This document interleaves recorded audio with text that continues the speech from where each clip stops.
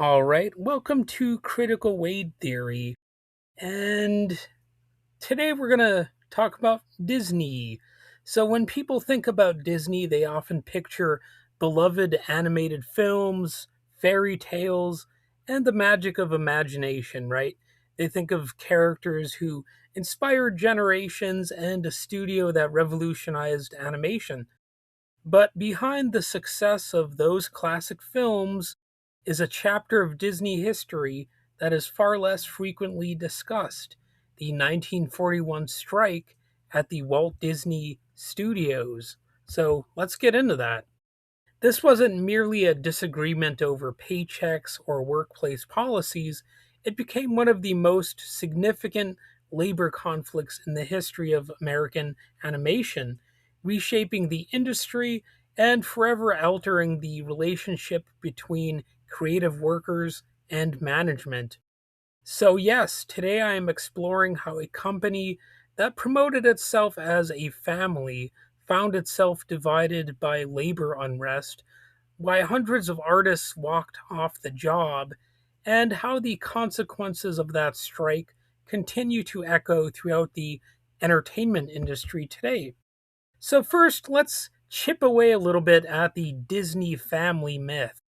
Throughout the 1930s, Walt Disney cultivated an image of a studio as something more than a business.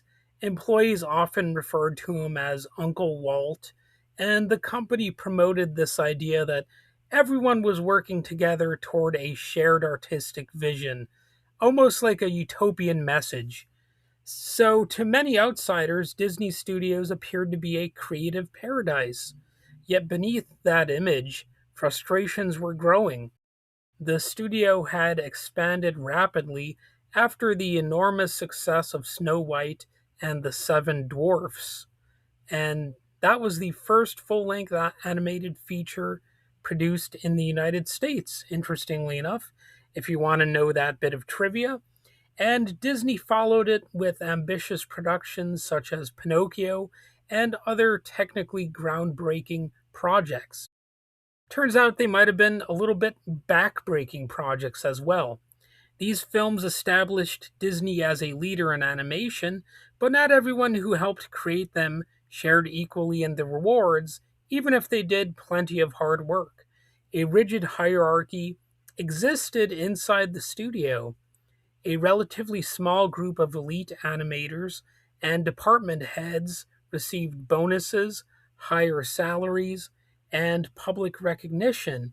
Meanwhile, hundreds of assistants, in between artists, inkers, painters, and support staff often worked long hours for comparatively modest wages, and many employees felt that their contributions were essential but rendered largely invisible.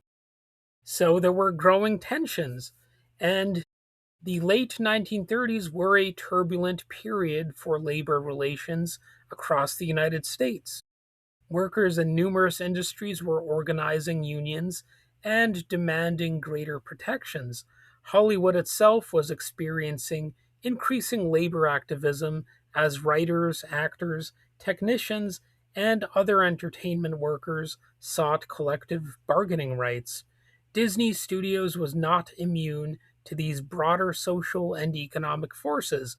Employees complained about unequal pay scales, favoritism, inconsistent promotions, and a lack of transparency regarding compensation.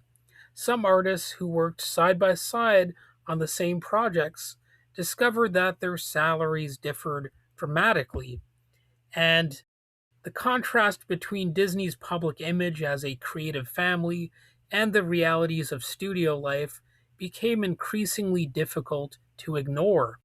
The situation grew more volatile when employees began organizing through the Screen Cartoonists Guild, which sought formal union recognition and collective bargaining rights for animation workers, and management resisted. And then came the event that transformed dissatisfaction into open conflict: the walkout. In May 1941, Disney fired 23 employees, including several individuals involved in organizing efforts. To many workers, the dismissals appeared to be retaliation against union activity, and on May 29th, 1941, which is, you know, a recent anniversary, if you consider that I'm recording this on the 2nd of June, uh, anyway, more than 300 Disney employees walked off the job and established picket lines outside the studio gates. The strike had begun. Workers carried signs with messages like, "Mr. Disney treats us unfairly," and "No censorship of our art." And for 5 weeks, the dispute dominated discussion within the animation industry. The strike shocked the public because it directly challenged Disney's carefully maintained reputation. The image of a harmonious, creative family suddenly gave way to scenes of employees protesting outside the very studio that had been synonymous with imagination and optimism. And Walt Disney's response was also in many ways controversial. For Walt Disney, the strike was deeply personal. He viewed the studio as an extension of himself and often believed that employees should appreciate the opportunities he had created. Rather than seeing the conflict as a labor dispute, Disney increasingly interpreted it as a betrayal. He accused some strike leaders of being communist agitators and argued that outside influences were turning the workers against him. Such accusations reflected broader anxieties that were being increasingly common in American political discourse during those years leading into the Cold War, and of course throughout the Cold War itself, and quite often even after those Soviet era fears. And the strike exposed a fundamental disagreement. Workers believed they were demanding fair treatment and a voice in workplace decisions. Disney believed that loyalty to the studio should outweigh such petty grievances. Neither side saw the conflict the same way. And there was a turning point for animation. Eventually, federal mediators intervened. Under pressure, Disney agreed to recognize the Screen Cartoonists Guild and negotiate a contract. The union, in other words, emerged victorious, and the agreement established collective bargaining rights for Disney employees and represented a major breakthrough for animation workers nationwide. And other studios paid close attention. The Disney strike demonstrated that animation artists could organize successfully, and it encouraged improvements in wages, benefits, and working conditions across the industry. So, what happened in 1941 helped transform animation from a largely paternalistic workplace into a more professionalized industry governed by contracts and negotiated labor standards. So there were lasting consequences.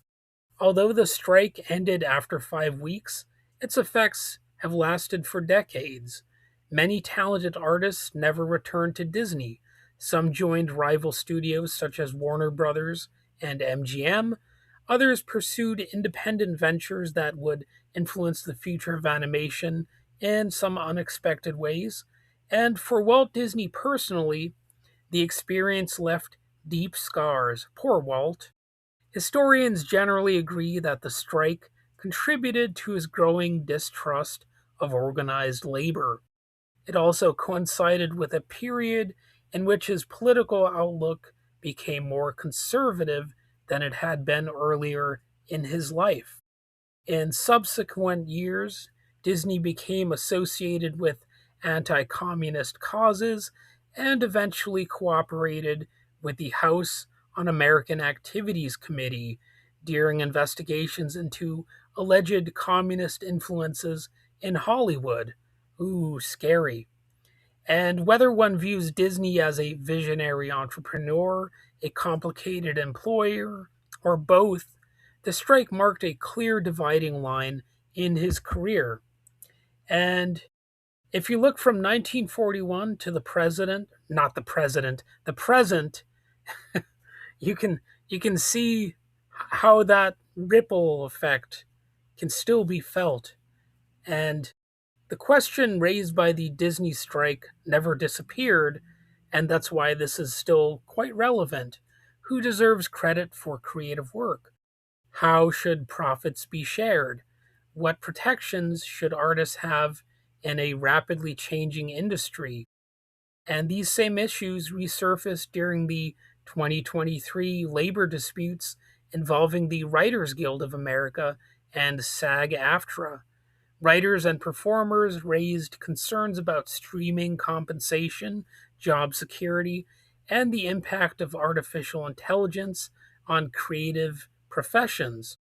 While the technology has changed dramatically since 1941, many of those underlying concerns remain familiar.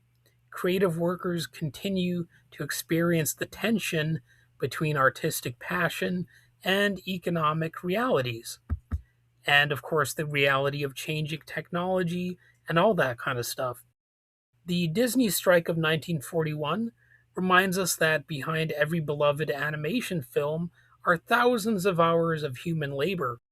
The magical worlds audiences enjoy did not emerge from imagination alone, although, of course, imagination was important, but they were built by artists, technicians, writers, painters, assistants, and countless others whose work often remained unseen and, in some cases, too uncompensated. And the strike shattered the illusion that creative workplaces are automatically harmonious simply because they produce art. It revealed that questions of power, compensation, recognition, and workplace democracy exist even in industries dedicated to imagination. As media theorist Marshall McLuhan once observed, the artist is the distant early warning system of culture. So, the events at Disney in 1941 serve as a reminder that labor struggles within creative industries often foreshadow larger debates about work, fairness, and power that society will continue to confront for generations. Well, thanks for listening. That's about all I have to say about this particular topic for now. I might actually do some follow ups, some sequels, that kind of thing. So until next time, keep asking questions, keep exploring history, and remember that behind every piece of entertainment lies a story that is often just as fascinating as the art itself.